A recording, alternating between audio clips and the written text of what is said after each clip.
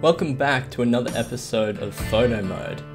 In today's episode, we're going to explore the wonderful world of Red Dead Redemption 2.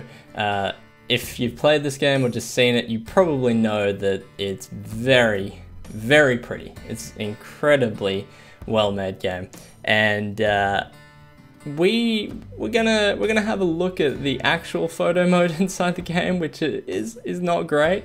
So let's start by having a look at that. And yeah, you get your little photo box here, and you see me crouching here?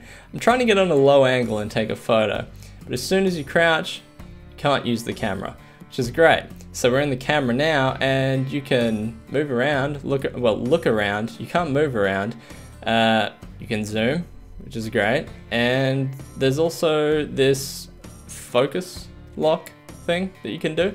So you can lock focus on something, and then I guess everything else would be blurred to some extent. We have this gentleman here who wants the photo. He wants to be in the photo, but I don't want him to be in the photo. So I say move along and let me keep going. So basically we enable the focus lock and we snapshot the photo, and then it appears and goes away. It says up the top 1 out of 96, so I imagine you're limited to how many photos you can take. You go into the social club, and there's your photo. Tells you some information about it. What can you do to it? You can rename it or delete it. Great. And then in here you could, I guess, show or hide the info, so maybe you can take a screenshot of it. I don't know. Let's forget about this, delete that image, move on. This episode we're going to be only taking photos in the first person mode. I'm not going to be using that camera at all because it just doesn't do anything for me. Now moving on to this first shot that I took here in Blackwater, I was looking for some interesting angles, and I came across this little alleyway thing, and there was a couple of things I found interesting about it, but if we just pause here for a second, we'll have a chat about them. So I've got my leading lines. Compositionally, we can see that we're staring straight down towards something, and I waited to time this. This guy was walking around the corner into the next alleyway across the road.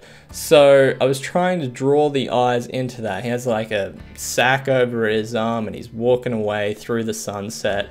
And that's another thing that's very important.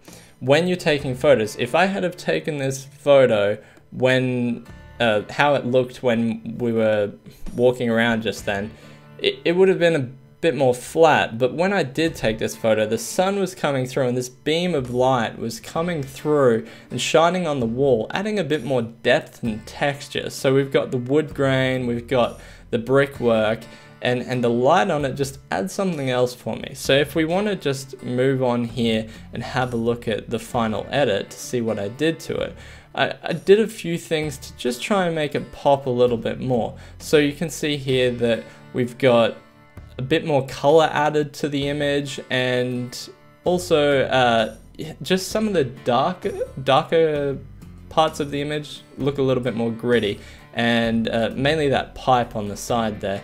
I think the image turned out quite well, and just keep in mind when you're taking these photos that the time of day is important, and just like Forza, there doesn't seem to be a way for you to change the time of day in the photo mode, though the photo mode in this game is quite limited. Moving on to another shot I took here in Blackwater is the theater. So I was walking around looking for something interesting to shoot, and when I took this photo, I noticed that the moon was behind the clouds, and it was making like an interesting light. So you can see it here. That's sort of the focus of this shot. I've obviously got the theater there and the lights, and then there's like this wispy, is wispy the right word? I don't know. The sky is like looking cool, and the moon's there, and I was like, this is a nice shot, I'm gonna take this shot. Also, the dude across the road was looking at me because I'm crouching on the ground, and he's like, what the heck are you doing? But we just ignore these people when we're taking photos. So then in the edit, bringing out those blacks and the shadows, and I think like just the way that the moon shines through.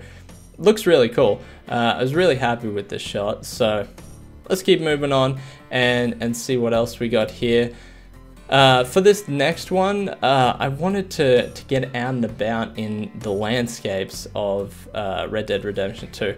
Now, there's some pretty incredible places that you can take photos in this game, and the Heartlands here is one of my favorite places to be. Just the colors and the landscape in general. So we had to do something different, and we had to do a panorama. So I've taken all these photos, taken them into Photoshop, stitched them together, and this is what we end up with. Now, let's talk about this image, because there's a few things going on here. Not only is it a panorama, so we've had to take all of the images. Keep in mind when you are taking those images that you want to take them pretty quickly after another, because if the clouds are moving quite fast or something happens, then you might have something look a little strange when the images come together. The thing I did that I thought made this image interesting was have this guy with his horse and cart coming through on the road. Now, this thing, you have to be careful, I guess, because if you do take the photo and he's in one part of the road, and then you take the photo again and you didn't notice but he's in another part of the road, then you could end up with like him in two separate parts, or like half of it cut. It could look weird. You just have to be careful with that sort of thing. Also, just keep in mind that when you're taking something like this, you still, although you're just taking a big landscape photo, you want it to be interesting. So without the cart there, the shot might not have been as interesting, so just keep that in mind. Now, for the edit on this one, I didn't have to do too much. I just wanted to bring up the greens in the grass and the blues in the sky, just to bring out the natural colors a bit more. So here's what we ended up with, and I think it looks pretty good. Also, the clouds sort of pop a little bit more against the blue sky, so I think I'm pretty happy with that one. So moving along. Now, this is a little bit of an interesting one. I came across this boathouse. The boathouses seem to always be in these photo mode episodes. We'll see if that's a reoccurring trend. But we've got this blue workbench, and I was like, this is cool. Why is there a random blue workbench there? Anyway, so I'm here trying to find some different angles. I'm looking around and crouching, because I can do that without the camera, get it a little bit lower, and this is what I come up with. I'm there, and look at this image. So there's a lot of things going on here. There's sort of leading lines without you knowing, because on the right you have the wall that's sort of pushing you down that way, and then on the left you've got this boat, and on the roof there's the boat up there as well. So everything's drawing your eyes into the workbench here, which I think looks pretty cool, but you just wait until we do some editing, and once again we play with those shadows and the darker colors and pop the blue out. Look at that image. I think that looks incredible. I was really happy with how this one turned out. One of my favorite images. Now, for something completely different. The final image is something that probably took the longest to get because it can be quite temperamental. I noticed in the sky that there was a Milky Way sort of thing at nighttime, sometimes, only if you get the right conditions. So this is a little bit of a time lapse here showing you what happens while you're waiting for night to come, which takes forever, and multiple storms. So the other thing with this image, now obviously this image wasn't taken then because it was just cloudy and raining the whole time. But the night that I did get this clear photo, we've got it, but if I had have just taken a photo of the Milky Way by itself, probably would have been quite a boring image. I had to get something else of interest in the foreground. So I found this windmill and I like the look of it, so we'll chuck it in there. Now, it looks okay. It's not a bad image. The thing that we need to do here is we need to make the sky darker and bring the stars out more. And the other thing when we do that is that the windmill might just disappear as well. So when editing this, I had to do a mask over the windmill to make sure that it was still a bit brighter. So it would be like in real life, if you were to shoot the Milky Way and you were going to have a rock or a tent or something in the foreground, you would want light on that so that you could see it well, like it was lit up, and then the stars would still pop in the sky.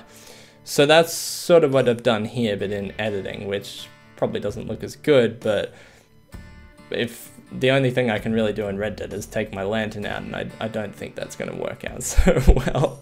So this image does also sort of start to degrade a little bit because of the darker parts of the image. You can see there's some lines that start to come out and things, but I think regardless, the image still looks good, and we've got a few little night shots in there for something different.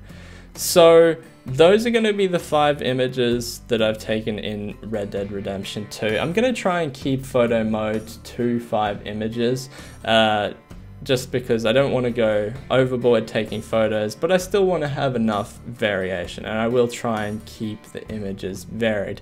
Now, if you would like to download any of these images, they're available on the Predictable Amusement Flickr account, but that's gonna do it for this episode, I think. So until next time, I'll catch you later.